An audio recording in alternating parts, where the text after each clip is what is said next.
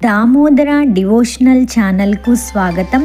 కార్తీక పురాణం 2వ అధ్యాయం 2వ రోజు పారాయణం.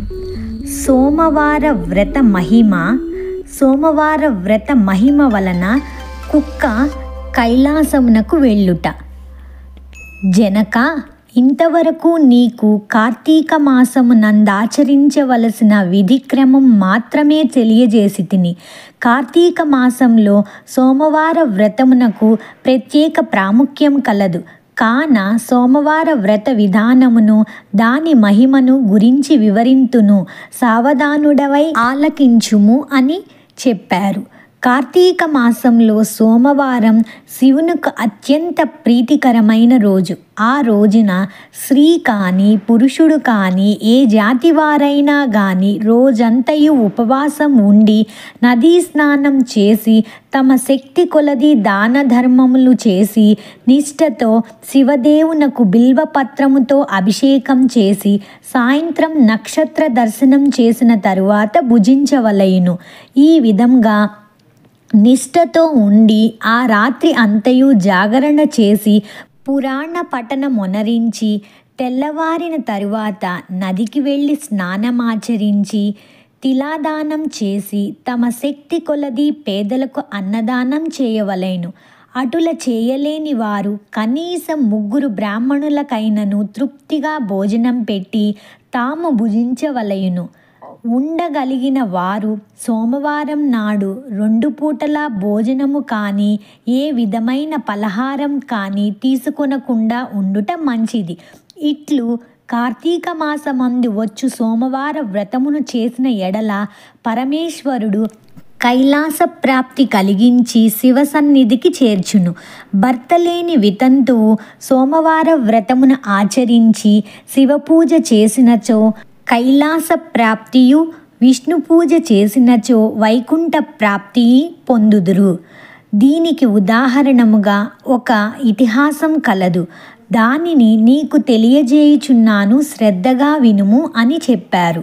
కార్తీక సోమవార ఫలముచే కుక్క కైలాసమందుట. పూర్వకాలంన కాశ్మీర దేశంలో ఒక బ్రాహ్మణుడు కలడు.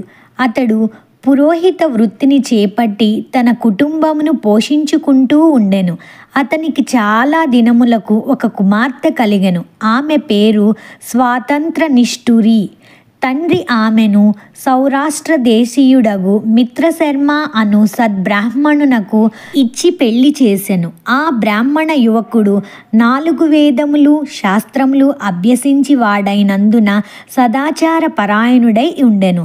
అతడు భూతదయ కలిగిన వాడు, నిత్య సత్యవాది, నిరంతరం భగవన్ నామస్మరణ చేయువాడు అగుటచే లోకులెల్లరూ అతనిని అపర బ్రహ్మ అని కూడా చెప్పుకొనుచుండెడి వారు.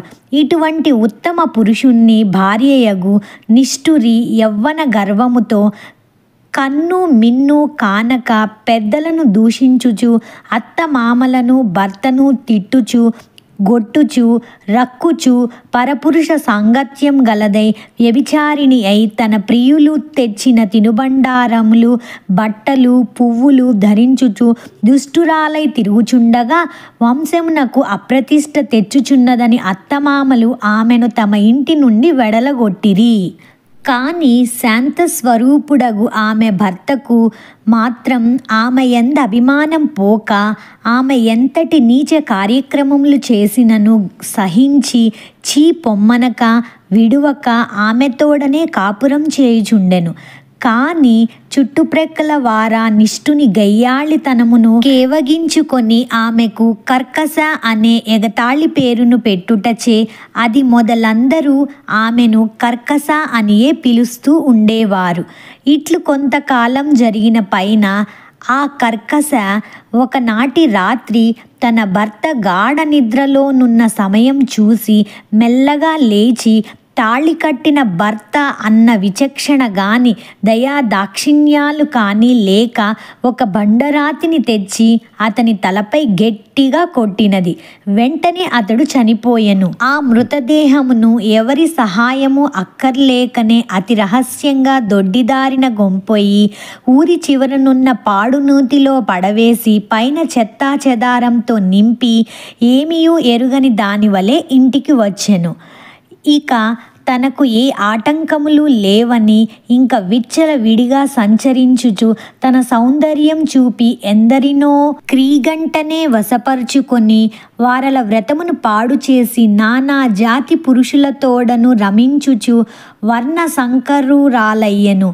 అంతయే కాక పడుచు కన్యలను భర్తలతో కాపురం చేయుచున్న పడుచులను తమ మాటలతో చేరదీసి వారికి కూడా దుర్బుద్ధులు నేర్పి పాడు చేసి ఇటులకు లాగి ధనార్జన కూడా చేయసాగెను.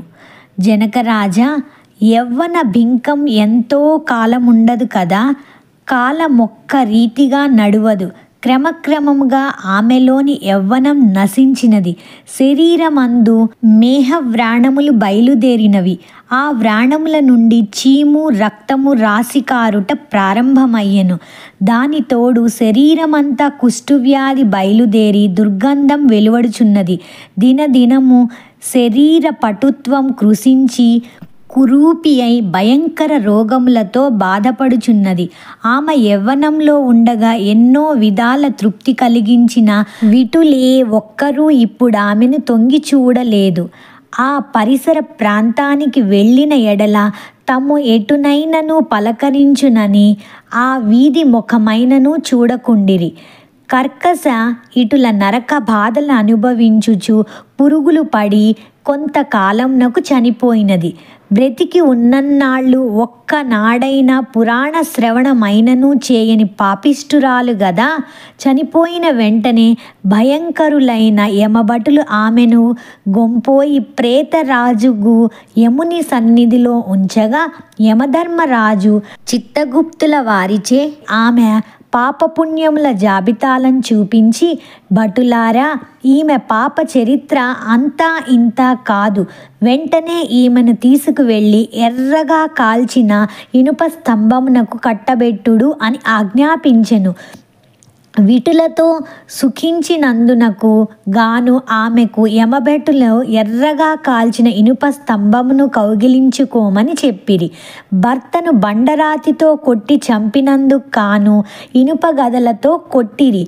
పతివ్రతలను వ్యభిచారిణులుగా చేసినందుకు సలసల కాగిన నూనెలో పడవేసిరి.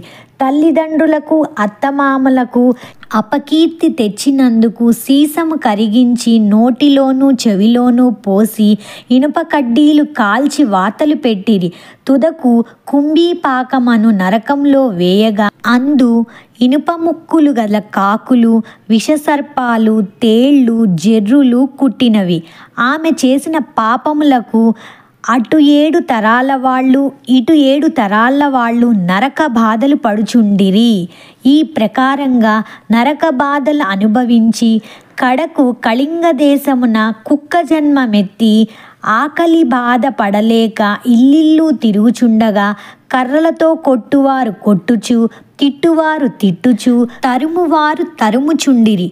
ఇట్లుండగా ఒకానొక నాడొక శ్రోత్రియ బ్రాహ్మణుడు కార్తీక సోమవార వ్రతమాచరించి ఉపవాసముండి సాయంకాలం నక్షత్ర దర్శనం చేసి బలియన్నాన్నం నరుగపై పెట్టి కాళ్ళు చేతులు కడుగుకొనుటకై లోనికేగిన సమయమున ఈ కుక్క వచ్చి ఆ బలి అన్నమును తినెను. వ్రతనిష్ఠా గరిష్ఠుడైన ఆ విప్రుని పూజా విధానముచే జరిపించిన బలి అన్న మగుట చేతను ఆ రోజు కార్తీక మాస సోమవార మగుట చేత వలయును కుక్క ఆ రోజంతయు ఉపవాసంతో ఉండుట వలయును శివపూజ పవిత్ర స్థానమైన ఆ ఇంట దొరికిన ప్రసాదం తినుట వలనను ఆ సునకమునకు జన్మంతర జ్ఞానముద్భవించెను.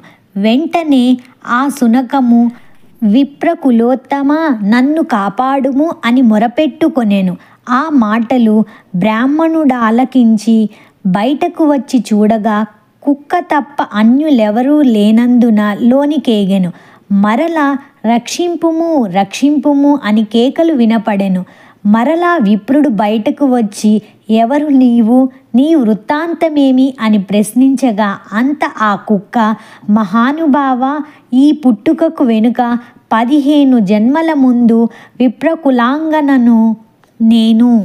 వ్యభిచారిణై అగ్నిసాక్షిగా పెళ్లాడిన భర్తను చంపి వృద్ధాప్యంలో కుష్ఠురాలైనను తనువు చాలించిన తరువాత యమదూతల వల్ల మహా నరకం అనుభవించి నా పూర్వీకుల పుణ్యఫలం వల్ల ఈ జన్మలో కుక్కనైతిని.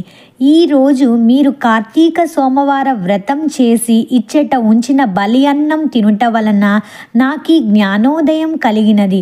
కావున ఓ విప్రోత్తమ, నాకు మహోపకారంగా మీరు చేసిన కార్తీక సోమవార వ్రత ఫలితం ఒకటి ఇచ్చి నాకు మోక్షం కలిగించుమని ప్రార్థించుచున్నాను అని వేడుకొనగా, కార్తీక సోమవార వ్రతములో చాలా మాహాత్మ్యమున్నదని గ్రహించి ఆ బ్రాహ్మణుడు ఒక సోమవారం నాటి ఫలమును ఆమెకు ధారబోయగా వెంటనే ఒక పుష్పక విమానం అక్కడకు వచ్చెను.